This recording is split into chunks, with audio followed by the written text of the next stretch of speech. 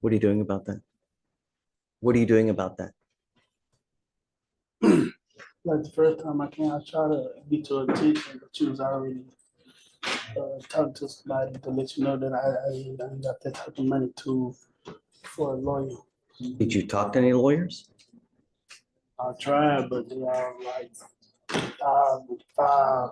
I ain't got that type of money. How many lawyers did you talk to? Welcome back to another intense day in Judge's Courtroom, where we're about to witness some of the most frustrating and shocking cases you'll see. Today's docket is absolutely loaded with defendants who refuse to take responsibility for their lives. We got a 34-year-old man who's never had a full-time job in his entire life and expects taxpayers to pay for his lawyer while he sits at home playing Xbox. Then there's a defendant with a rap sheet longer than your arm who just got fired from a landscaping job and is now living on the streets. But the most terrifying case? A high school student who's been threatening his ex-girlfriend with a gun, picking up multiple assault charges, and showing absolutely no self-control. His parents are in court today, devastated and desperate for help. These cases will test your patience, challenge everything you think about personal responsibility, and show you exactly why judges need to be tough. This is going to be intense. Let's dive in. I caught a few of them. A few. A few is two. Several is three. Couples two. Several is three. How many did you talk to? What do you do for a living? I was working. I was working. So what are you doing now? You're not still not. Are you working now? Why not? When is the last time you've had a full-time job? You've never had a full-time job? The job I had paid on the table. You were doing what? They paid under the table. How old are you? 34. You're 34 and you've never had a full-time job? Did you graduate from high school? So what are you planning on doing with the rest of your life, Mr. Basie? And why do the people of Harris County get to pay for a lawyer for you when you do nothing all day? How is that fair? Why do I have to pay for your lawyer?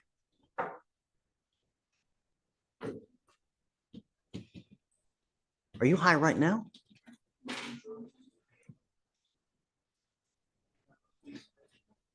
So tell me, how is it fair that you get to sit at home, play Xbox all day, and everybody here gets to pay for your lawyer? Why is that fair? Let's pause here and absorb the absolute absurdity of what we just witnessed. Mr. Basie is 34 years old and has never, not once in his entire adult life, held a full-time job. He admits to doing some under-the-table work, but that's it. No legitimate employment, no tax contributions, no Social Security, nothing. And now he's standing in court expecting the taxpayers of Harris County to fund his legal defense while he sits at home doing absolutely nothing productive. The judge asks him point blank, "Are you high right now?" Because his demeanor, his inability to answer basic questions, and a complete lack of awareness suggests he might be intoxicated. And then comes the most devastating question. How is it fair that you get to sit at home, play Xbox all day, and everybody here gets to pay for your lawyer? This is a question that every hardworking taxpayer should be asking. People wake up at 5 a.m., work 8 to 10-hour shifts, pay their taxes, and support their families. Meanwhile, Mr. Basie has spent 34 years avoiding any real responsibility and now expects those same hardworking people to fund his defense. The judge is about to make it a bond condition that he get a full-time job, and she's sending him for a drug test immediately because something is clearly off about his behavior. So what do you do all day, every day?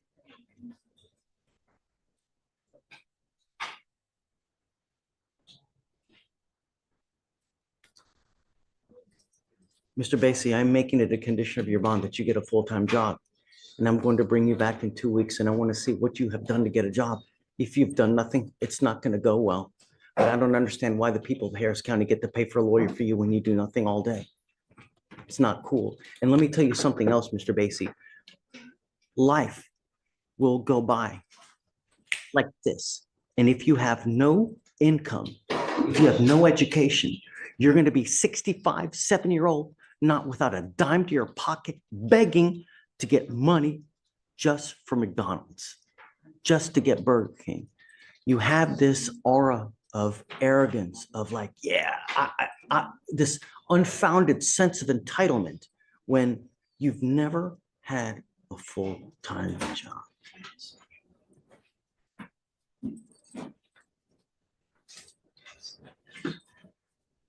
I'm sending you now for a drug test. I want to know what, if anything, is in your system. I'm going to send you down. You're to come right back. If you fail to take the drug test, or if you don't fail to come back, I'm going to revoke your bond and I'm going to make you high. Do you understand? Not only that, but I'm going to bring you back in 2 weeks and I want to see what you've done to get a job. Take a seat for me. The judge just delivered one of the most brutally honest and necessary reality checks you'll ever hear in a courtroom. She's painting a picture of Mr. Basie's future if he doesn't change course right now.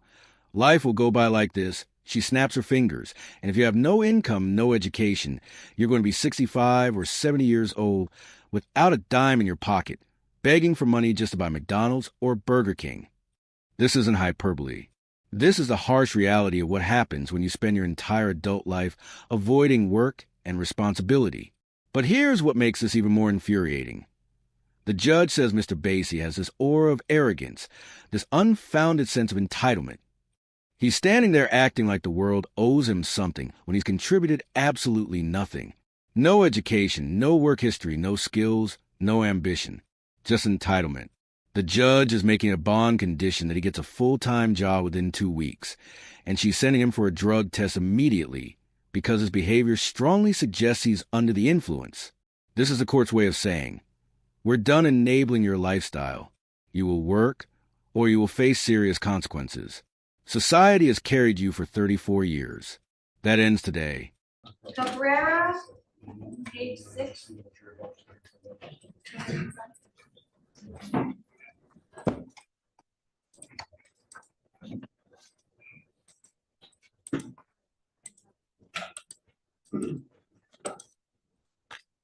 What? Oh, Cabrera, page 6.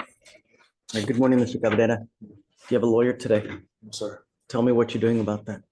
I talked to some lawyers, and due to the stipulations of the bond, I had to move out of the house that I was living in because I was right next door to the complainant. I moved into a halfway house, lost my job, ran through the rest of my money, paying $225 a week. I'm looking for a job, and right now I'm living in the streets. When is the last time you've had a job?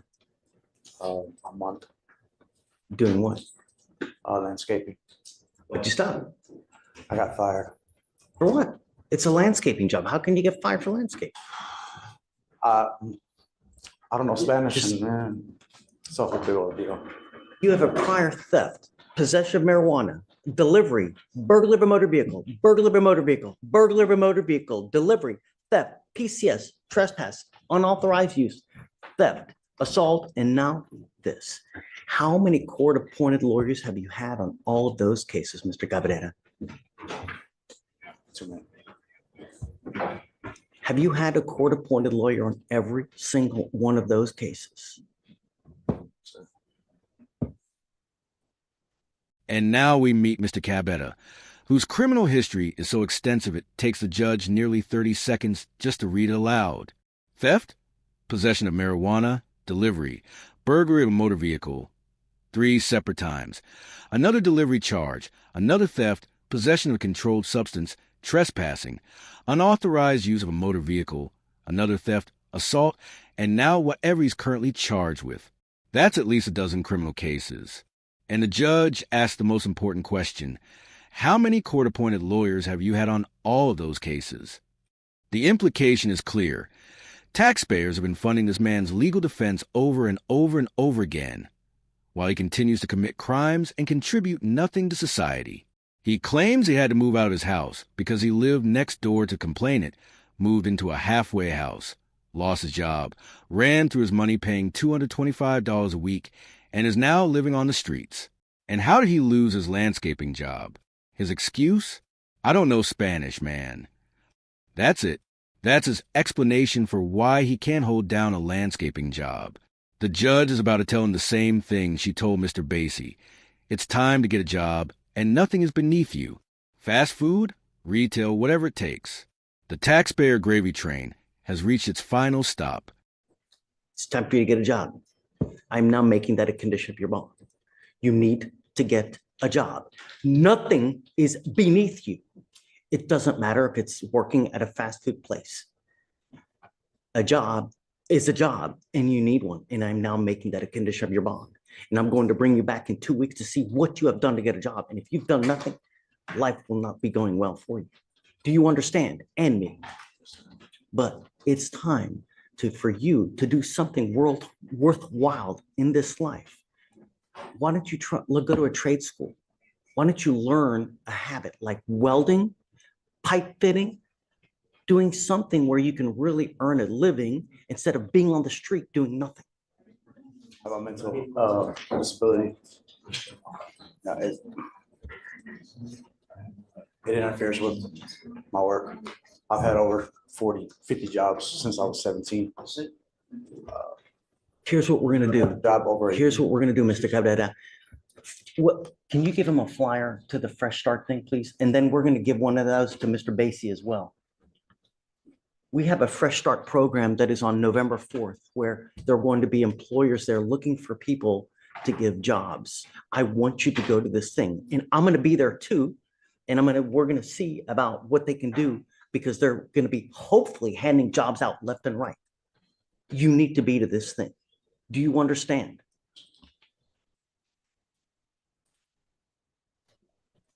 Here's where we see the judge transition from tough love to genuine assistance.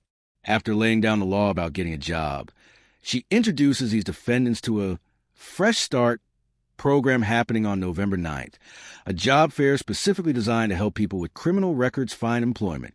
This is brilliant judicial problem solving.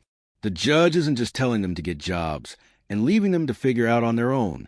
She's providing them with a concrete opportunity, a specific date and location where employers will be actively looking to hire people exactly like them. People with checkered pasts who need a second chance. And she's not just sending them there blindly. She says, I'm going to be there too. The judge herself will be attending this event, which means she'll be able to follow up and see who actually showed up and made an effort. This is accountability at its finest. She's removing every excuse. Can't find a job? Here's a job fair. Don't know where to start? Here's the information. Think employers won't hire you with your record? These employers are specifically looking for people like you, and the judge will be there watching. No more excuses. This is your opportunity. Take it or face the consequences. Date is it again? November 9th. November 9th.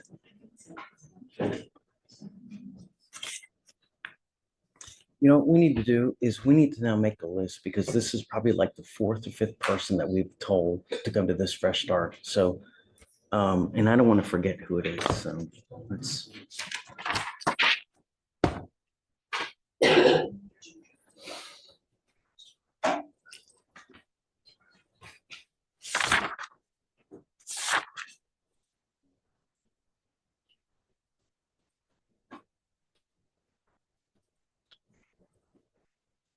I had a judge.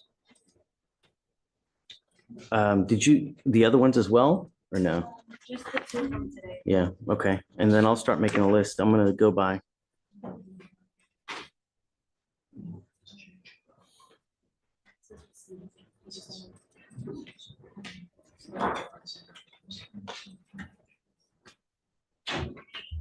Here's the other thing I'm gonna do, Mr. Cabrera. I'm gonna send you for a drug test, because I want to know what, if anything, is in your system.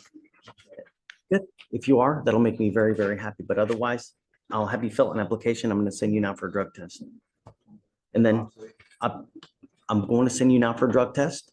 You're to come right back. If you fail to take the drug test, if you fail to come back, it's not gonna go well. Do you understand? Sorry, I'm dirty right now. Take a seat. We're gonna see.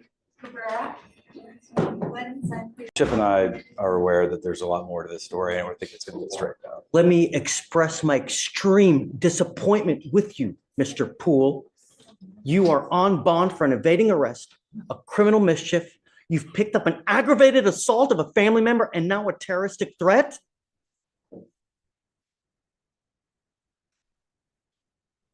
We're going to do probable cause. You have the right to remain silent. Anything you say can or will be used against you. You have the right to have an attorney. Shh. You have the right to have an attorney present. If you cannot afford one, one will be appointed to you, sir. Yes, Judge. The defendant is the complainant's ex-boyfriend. During a walk-in report, the complainant told the officers that her and the defendant had an on and off dating relationship since the 8th grade, but they broke up in June 2024. In September, the defendant told the complainant, "Stop talking all that mess before I come to your house and fucking shoot you." The complainant told the officers that right after the incident, the defendant sent her in his lap. The complainant stated the defendant also told one of the complainant's friends that he was going to shoot the complainant. So tell me about the ag assault. What happened there? Your Honor, in the ag assault, one moment. In the criminal mischief, is it with the same complaining witness as well? The criminal mischief's from a prior event where we had experimented trying a drug and kind of got crazy and broke stuff with it. Yes, Your Honor. And then for the aggravated Completely assault, unrelated. it says the complainant and her friends went to a party, and at the party, they saw the defendant trying to get in, but was ultimately turned away. Many people were there already. While walking, the complainant ignored the defendant, and the defendant stated, "Are you going to apologize?" And the complainant kept walking. The defendant began cussing at the complainant and said, "I got it on me." And the defendant said the complainant said at that time, the defendant got a pistol from his ankle and pointed it at her. And then witnesses corroborated the complainant's statement.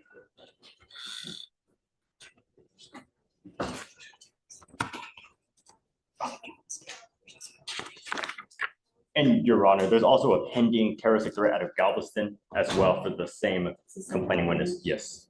Did you know about this? I did not know about that. Do you have an open case in Galveston as well? I think, Mr. Poole, that you are a complete and utter danger to our society. And I'm going to do everything in my power to protect Harris County from anyone that does any kind of damage whatsoever. I am now revoking your bonds on both of your other cases. Goes with you. I'm sorry. As much as I love you,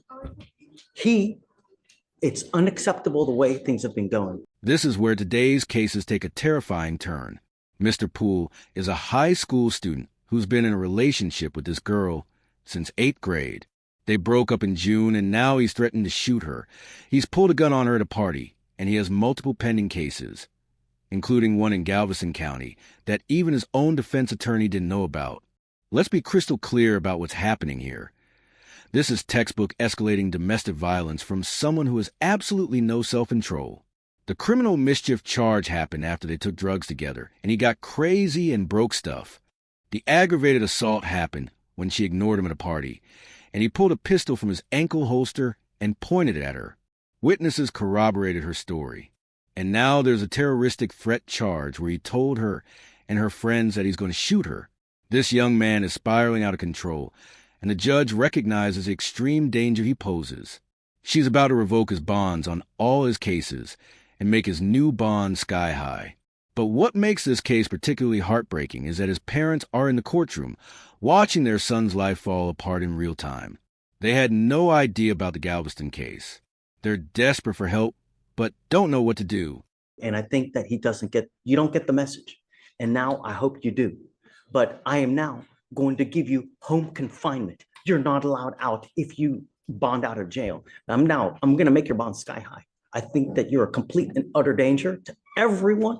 You flaunt our bond conditions. And it truly sad, Mr. Poole, because you have but one life. And when you have a gun and when you start using that, God forbid that you do some irreparable damage, that you dig yourself into a hole where you're looking at 50 to 60 years in prison, perhaps life. 99% of people that are in jail are there because they have no self-control. They either use something, they are on something, and they get upset. They wig out without thinking, if I say this, what's going to happen? If I do this, what's going to happen? It's unacceptable. And now I will do everything, like I said, in my power to protect Harris County. So if you do get out, you must remain home confinement. You're not allowed out. No weapons, no contact with any of the complaining witnesses whatsoever, no dope, no alcohol. Anything else? I mean, what does he do? He's a student, Judge. He's a high school student. So I don't know what to tell you, man. I mean, I, he scares me. understood. And Chip and I are going to put some things together. I think that there's a different scenario really going on than what this reflects in the probable cause statements. And we're going to bring that to the prosecutors. and so forth. If you have something that shows me different to what they have, I'm all ears. Understood. You know, And with your permission, Judge, if we'll get some time to put that stuff together, we can perhaps readdress the bond. yeah, absolutely. And I never want to see a kid lose out on school, you know, because to me, it's the most important thing in life, you know? Understood. If we do home confinement, can there be an exception to that when he's at school and he just has to report immediately back to his home? Is he like in high school? It's a high school student. In high school. I mean, Yeah, Judge, he's actually currently, because of this situation, doing online school, so he'll be able to do it from home. Oh, okay, good. So disregard. There we go. Are you mom and dad? Come on up, come up.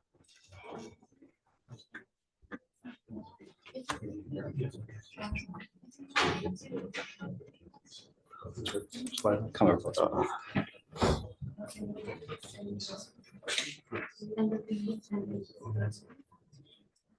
Thank you so much for coming. Shh. It's out of control. I don't know what else to do. But it seems that when he's out in public and he's out, you know, partying, as they say, there's a wake of trouble. Did you guys know that he has a case in Galveston as well? No, Your Honor, this is the first time we heard of that. Is it currently open? It's currently open, Your Honor. Something that the lawyers are also unaware of as well, you know? We think it's all one event that happened over a few hours. We don't know. But it's not though. It's not. He's, you know, 12 in December of 23, you know, we have a criminal mischief and evading arrest. Now, a couple months later, we've got Galveston. It's not.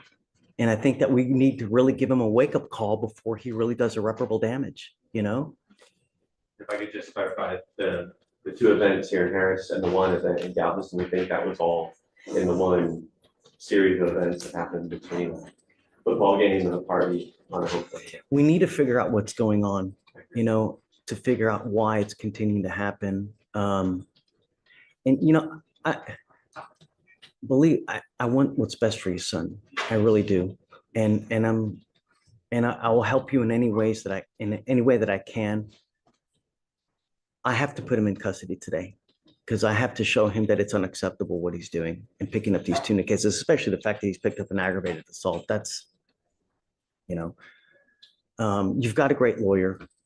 We'll be here to figure it out with you. And Judge, he's already addressed the bond on the felony case as well. So he's gone in and addressed it with the felony. We're just Fun, huh? understood. So I'm making your bonds 30,000 each. I don't know if they're going to bond you out, but you know.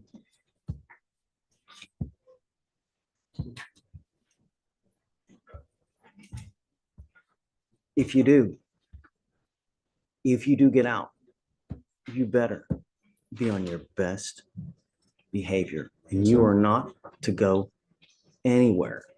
What I'd like to do is, you know, I'm going to take him in now. I'd like to do an evaluation. It's called a TRAS to see what the best way of going forward. You know, we have clinicians that can sit there and evaluate him, talk to him, figure out what's going on, and you know, perhaps boot camp is the right way. Perhaps, you know, we have these other things that we have at our disposal to see how we go forward. Because I just don't know. I don't know what's going on in his life. I don't know what he's doing, what he's taking, you know. We did already as part of the PTI, and they do want to increase him to what? Say it again. They want to increase his level of supervision to live in. Who say that? Felony court? No, misdemeanor, because he's a part of the PTI. He's already completed the TRS this year, so because of the new law violations and how famous they kind of are, they want him to do one.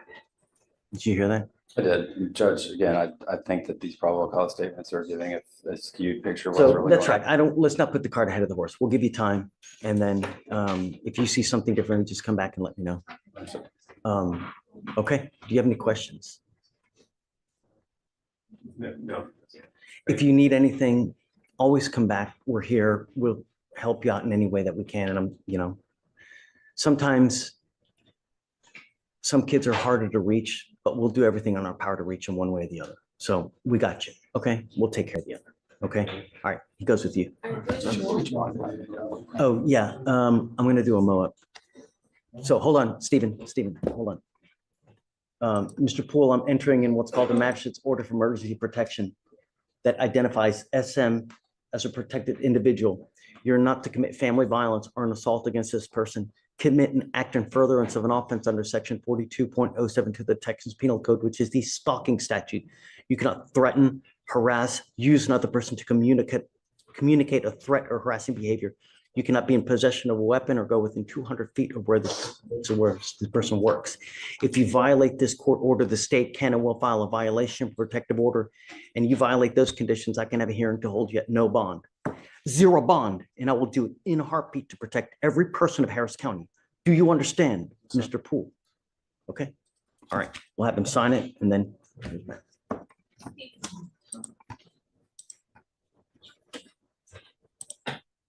Judge, I just. Yeah, sorry. I hate for-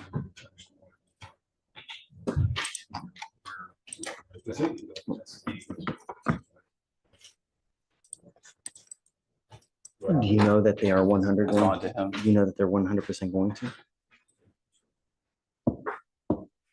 What do you want? I don't know. I understand the benefit of expressing the gravity to him of having him go into custody and have to bond out, get processed through the jail, spend the night in jail.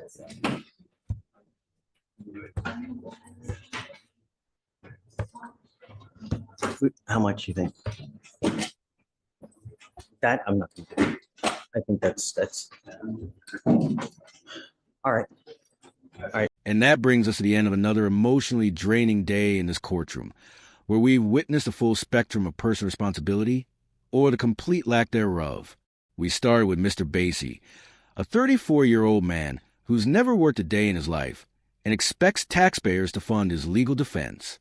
Then we saw Mr. Cabetta, with a rap sheet a mile long and excuse after excuse for why he can't hold down a job. And we ended with the most terrifying case of all. Mr. Poole, a high school student who's threatening his ex-girlfriend with a gun and showing all the warning signs of someone who could commit a tragedy. The judge's message throughout all these cases was consistent. Actions have consequences, and society will no longer enable destructive behavior. For the unemployed defendants, she provided concrete solutions, a fresh start job fair, resources, and accountability. For the dangerous domestic abuser, she imposed strict home confinement, revoked bonds, and made it clear he's one mistake away from spending decades in prison. What we witness today is a judge who genuinely cares about helping people turn their lives around, but who will not hesitate to protect the community from those who refuse to change.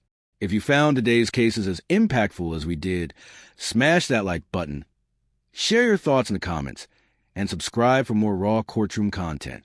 Thanks for watching.